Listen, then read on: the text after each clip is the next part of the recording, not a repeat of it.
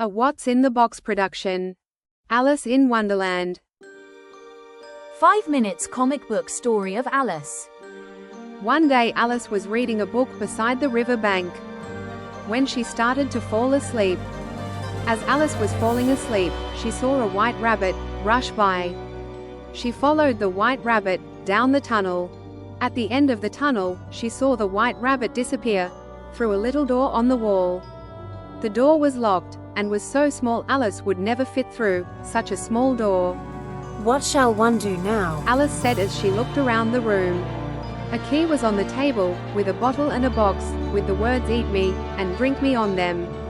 Alice drank from the bottle, and grew. She grabbed the key off the table, and said, I need to open the door, to see where the white rabbit went. She used the key to open the door, but still couldn't fit through. She opened the box on the table and ate the cake inside and started to shrink. Oh my, what a peculiar feeling this is. As Alice walked through the door, into an amazing world, she could hear a voice calling her to look up. On top of a mushroom sat a caterpillar, smoking a pipe. Hello, young lady. We don't get many visitors. I'll give you a bit of advice. Eat this mushroom. It will make you feel much more like yourself. The caterpillar disappeared as quickly as he had arrived, as Alice started to eat the mushroom. First she grew large, then she shrank to the size of a snail, but after a few more bites of the mushroom, she was back to her normal size. Alice wandered around the forest until she heard a voice talking to her in riddles. Hello, she shouted. She followed the voice to a fork in the road, and slowly, a mouth appeared with a big smile, then a head. Hello, I'm the Cheshire Cat.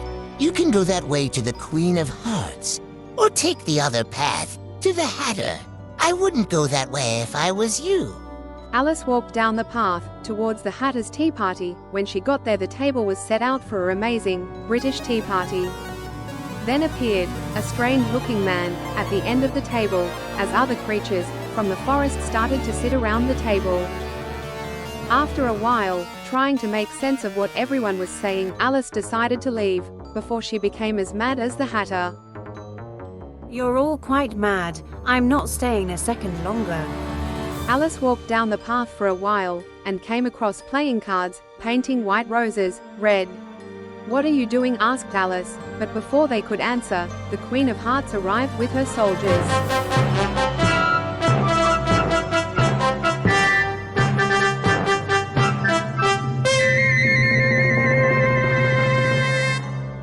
Off with her head, shouted the Queen of Hearts, then asked Alice, Who are you? Alice replied, I'm Alice, your majesty.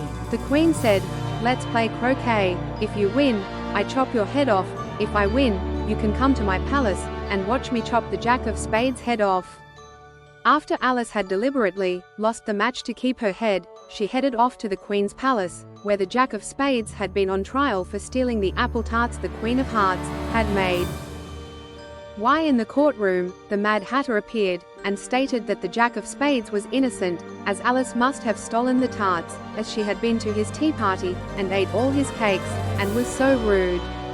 Then the White Rabbit said Alice had stolen his drink and his cake, without asking, and had used his key to the door. The Queen of Hearts shouted off with her head. Alice was furious and started to grow taller and taller with anger, until her head almost touched the ceiling.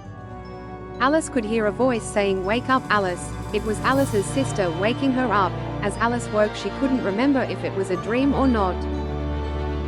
Curiously, what a funny dream that was. Alice thought as she looked through the looking glass. Whatever next, when I fall asleep, will I ever be able to return to that wonderful world? It must have been real, as Alice looked deep into the mirror before getting ready for bed.